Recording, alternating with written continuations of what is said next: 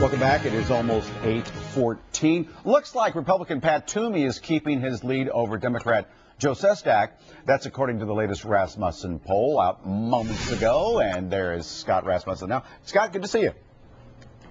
Good to see you, Mike. How are you today? Oh, pretty darn good. Back from vacation. So let's talk about the Senate race in Pennsylvania. What are the numbers?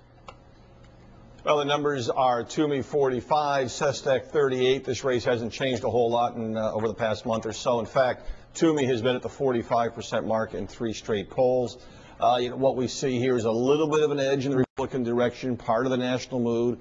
Only 8% of voters in Pennsylvania think the economy is in good shape. That's working against the party in power. Right. But still a very close race with 4 months to go. How does that compare to the rest of the country? Because every week I check out you do this thing called a generic congressional ballot, basically Republicans versus Democrats. Who's ahead now?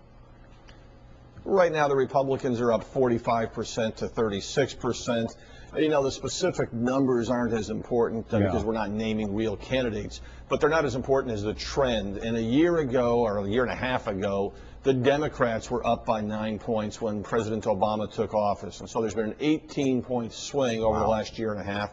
And that's part of the overall national mood. It's just making it a tough year for Democrats all across the country. Is that typical of midterms? It is almost always the case that the president's party loses seats in midterm elections. The only 2 exceptions were 2002 and 1934.